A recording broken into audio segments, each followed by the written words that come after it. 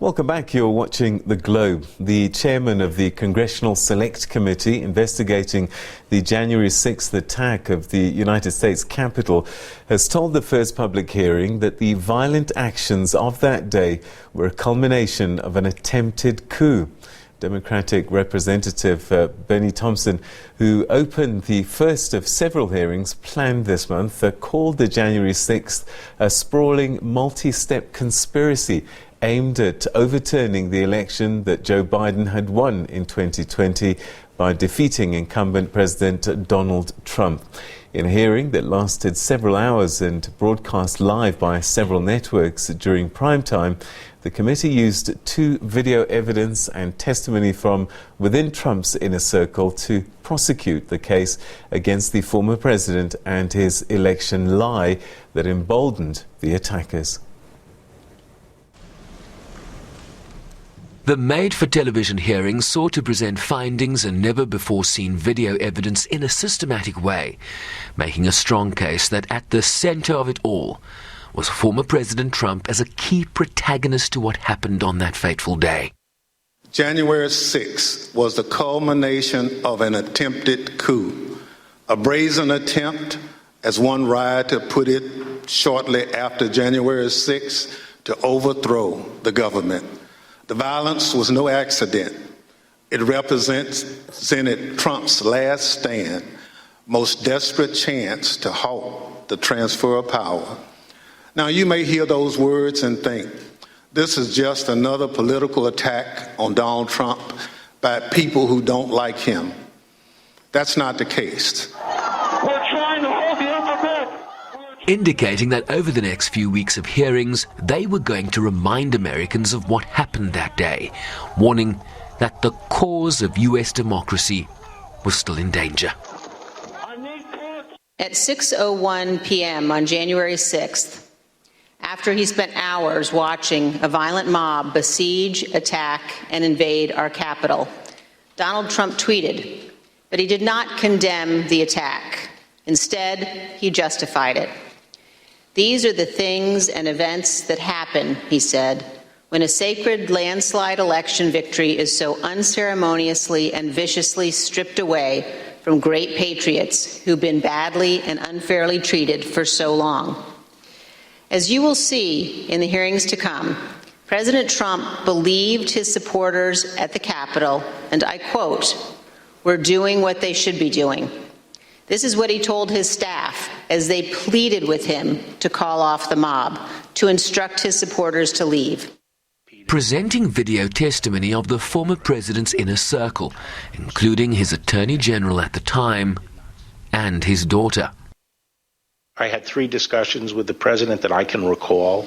One was on November 23rd, one was on December 1st, and one was on December 14th. And I've been through sort of the give and take of those discussions. And in that context, I made it clear I did not agree with the idea of saying the election was stolen and putting out this stuff, which I told the president was bull. And, I didn't want to be a part of it. And that's one of the reasons that went into me deciding to leave when I did. How did that affect your perspective about the election when Attorney General Barr made that statement? It affected my perspective. I respect Attorney General Barr. So I accepted what he was saying. Video evidence also demonstrated the roles of 2 right-wing militia groups, the Proud Boys and the Oath Keepers, in a coordinated effort to storm the Capitol and stop the certification of Joe Biden's election victory. Republican House leadership has called the Select Committee the most political and least legitimate committee in American history, despite it comprising 2 Republicans, including the vice chair in its ranks. It was Liz Cheney who spoke directly to her Republican colleagues in that hearing last night, with her message to those defending the indefensible. Quote, "There will come a day when Donald Trump is gone, but your dishonor will remain." Close quotes. And as the country now gears itself for a series of evidentiary hearings, it will ultimately be left to the Justice Department to decide on any charges against the former president and members of his inner circle. Sherwin Bryce-Pease, SABC News, New York. Well, let's now talk live to Sherwin Bryce-Pease, who's our correspondent in New York. Sherwin, the Republicans have called the Capitol riot hearings a smokescreen meant to push a radical agenda. What's the latest to come out of these January 6 hearings today? Yeah, I think it's probably good, Peter, to start by taking a step away, right? To take a step back away from the politics and really try to understand the context of these hearings. Remember, this is an attack that happened in January of 2021, soon after the 2020 election of November that Joe Biden won. The United States Congress was in session at the time, certifying his electoral victory, Donald Trump's essentially electoral defeat, when this riot took place. So a lot of time has passed since then. We have skyrocketing inflation, skyrocketing fuel prices, an American populace that is distracted. And what this committee in the hearing process is now seeking to do is to remind people of the sequence of events, having now conducted hours upon hours, months and months of behind closed doors testimony with key witnesses within the White House, within the Trump campaign, within the Trump inner circle, really now seeking to paint a picture about what actually happened that day. And that's, I think, what these hearings are all about. And so what we saw is new video evidence presented in that first open public hearing last night. We saw testimony from the likes of Capitol Police officers who were essentially the front line to that attack on the Capitol. But we've also heard now from, the person at the center of this, former President Donald Trump, who took to his new social media network called Truth Social to say the following: the so-called rush on the Capitol was not caused by me. It was caused by a rigged and stolen election. And I think in many ways, the members of that January 6th Select Committee would agree with the president that they do believe that it is his false narrative around this stolen election that led to his supporters descending on the Capitol. He says it is a one-sided, totally partisan political witch hunt. You'll recall, Peter, that Democrats sought to create an independent commission of inquiry. It passed the House of Representatives, but was blocked by the Senate because you needed 60 votes in the Senate to create an independent commission of inquiry. They are now accusing the Select Committee of being a partisan political process, but Democrats argue that they try to make it independent, but Republicans refuse to go along with that. He also talks about Bill Barr, who you saw a clip in that package telling the president that he didn't believe that there was any evidence to suggest that there was election fraud. He calls Bill Barr a weak and frightened attorney general who was always being played and threatened by Democrats and was scared stiff of being impeached. We also heard from Kevin McCarthy, the House minority leader in the House of Representatives, essentially the Republican leader in the House. This is how he framed the January 6th Select Committee hearings. Speaker Pelosi's Select Committee on January 6th is unlike any other committee in American history. In fact, it is the most political and least legitimate committee in American history. It has used congressional subpoenas to attack Republicans, violate due process, and infringe on the political speech of private citizens. It has actually been caught altering evidence, including the text messages of our ranking member, Jim Jordan. It has permanently damaged the House and divided this country. And let's be honest, it is a smokescreen for Democrats to push their radical agenda. Yeah, so there's that quote, Peter, that it's a smokescreen for Democrats to push their radical agenda. Democrats argue that this was a threat to the very democratic process, the peaceful transfer of power in the United States, and that for the first time in history, you have one man that sought to unravel that certification process, and that person's name is Donald Trump. And their testimony in the subsequent weeks to that opening hearing will point fingers directly, I believe, at the President of the United States. That's certainly, Peter, how they framed it after that first 2-hour hearing last night. All right. Sherwin, what kind of voices, who are we likely to hear from in the coming days? Yeah, the likes of Mark Short, for example. Mark Short was the chief of staff to Vice President Mike Pence that was presiding over the certification of that election on the Capitol when it was stormed by Donald Trump's supporters. His life was threatened. There's video of chanting that they want to hang Mike Pence. And there is there are people quoted, certainly, in terms of being in close proximity to Donald Trump at that time as saying that he agreed with the sentiment of those protesters. You'll hear from the likes of Jeffrey Rosen. Jeffrey Rosen was the acting attorney general at the time of the riot. After Bill Barr's resignation, he was acting, and he was pressured, Peter, by Trump allies to send a letter from the Justice Department to state officials about false election fraud. He pushed back and threatened to resign, but it subsequently did not resign. So people like that. We also expect to hear from someone called Cassidy Hutchinson. She was a key aide to Donald Trump's chief of staff at the time, Mark Meadows. So she was in close proximity to those discussions in the White House after Donald Trump, of course, had returned to the White House after giving that speech on the ellipse that preceded the attack on the Capitol. What did she hear? What was the posture of the White House? You know, there is widespread reporting, Peter,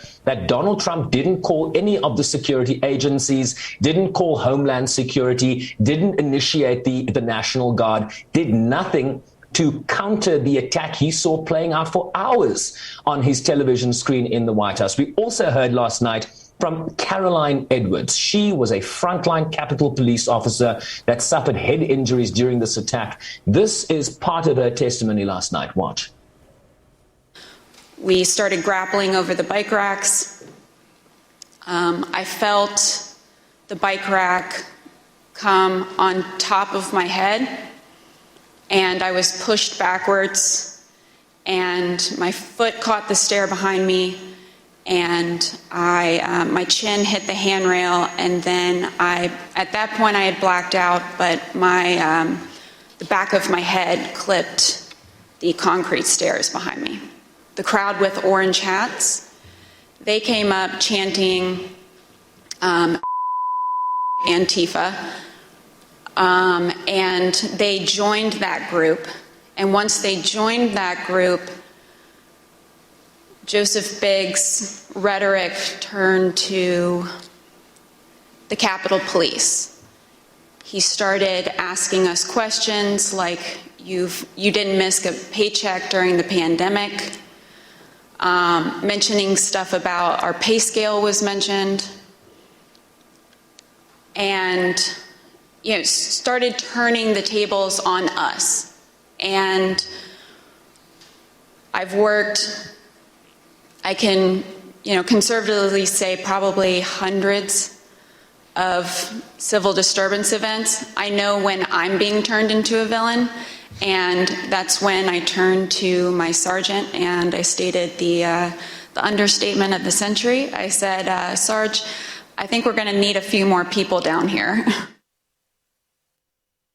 Caroline Edwards really provides for us is really the first time understanding the standoff that initiated the attack. Remember, people didn't just storm the building. They started arriving at the Capitol. There was perimeter lines set up by Capitol Police to sort of thwart any riot that might take place. And she was in one of those frontline positions. And she talks about the crowd initially being peaceful. And then this guy she refers to as Joseph Biggs. Joseph Biggs is attached to the Proud Boys right-wing militia that we also heard subsequent testimony last night about how the Proud Boys and the Oath Keepers played a very key role in riling up the crowd and getting that crowd to move forward and to push forward and to break those police lines that were set up there to thwart them. And of course, the likes of Caroline Edwards talking about how she saw that shift in the language, how it be, initially it was about, this was a stolen election, and how these guys started targeting the very police officers that were there to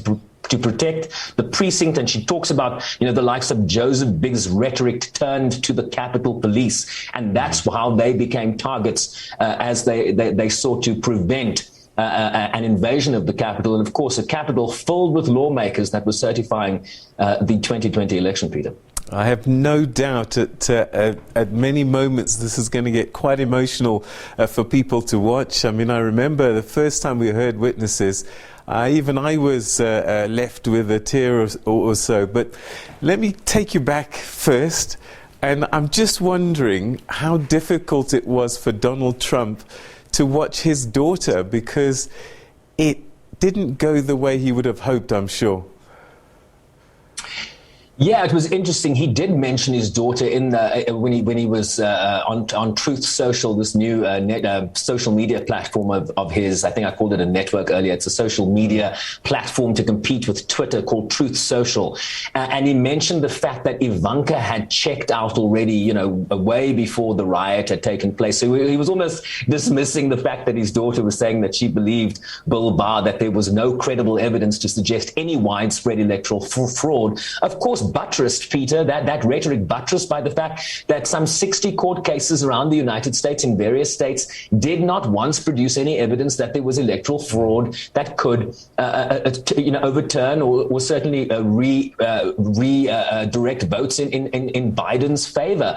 And that, I think, is at the core of this. What led people to Washington, D.C. that day? What led people to storm the Capitol? It was this constant narrative out of Donald Trump's mouth, out of the Trump campaign, the likes of Rudy Giuliani and others, that sought to portray this as the biggest fraud in electoral history in the United States. This is what angered people, and the likes of right-wing militia groups like the Oath Keepers and the Proud Boys used that false narrative to justify descending on the United States Capitol and invading the Capitol. So, yes, Donald Trump might not be very happy with his daughter. He certainly didn't castigate her as he castigated Bill Barr, and certainly people that framed this certainly as a legitimate election.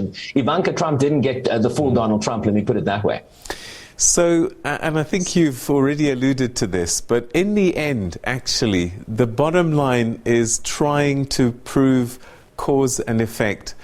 And the prosecution essentially has to try and prove that had Donald Trump not said the things that he said and did the things that he did, there would never have been an attack on the Capitol.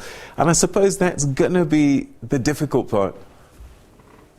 Yeah, and I think, you frame that correctly in a broader sense, Peter. This is about convincing as many Americans that might be sort of on the fence about this, right? That still want to believe Donald Trump, that, he has a very loyal following in this country, maybe diminished a little bit after January 6th, but essentially his core base remains very, very loyal. So this process is a political process. It's scripted in a way that it's makes it very easy to follow in a television format. You literally had predetermined questions that the witnesses knew they were going to get, and you sort of get that sense that there's a lot of pre-production going into this, but it is still based on the facts as they see it and are seeking to present it. But the real core of this is not the prosecution of Donald Trump. This is about convincing as many Americans as possible. It's going to fall to the Justice Department, based on the evidentiary process that is unfolding before us, to then take this process to indict. If you look at what they've done in certain areas, they've indicted various leaders of the Oath Keepers and the Proud Boys on seditious conspiracy charges. So there's an example of what could follow here. The point is whether the evidence that is going to be presented in these hearings points to Donald Trump in such a way that it's going to be easy for the Justice Department to take the testimony, to take the evidence that has been presented and say, hey, we've got enough here to indict certain people, whether in the White House, in the Trump campaign, or whether Donald Trump itself. The Justice Department, of course, is doing their own parallel investigations to this. They don't talk about this. That is not a political process. So how are the two parallel processes, going to align itself that could determine an outcome that means a prosecution and indictment of Donald Trump or not, Peter? And as we saw with the Mueller report, or not is very much a possibility here. All right. And if there's one thing we know that the Americans do well, is that they know how to put on a show. I'm sure the next few days are going to be quite interesting. Sherwin, thanks very much indeed. We'll chat again soon. I will say this, Peter, it's not quite the Jubilee in the UK. The Brits do it the best. I'd say the US are probably second best. Thanks so much indeed. That's Sherwin Bryce-Pease, our correspondent in New York, giving us an update on the January 6 hearings, which have taken off. And it's made for television, it would appear. Stay with us after the break. The Namibian government said they know nothing about Namibians being involved in stealing anything from President Ramaphosa's farm.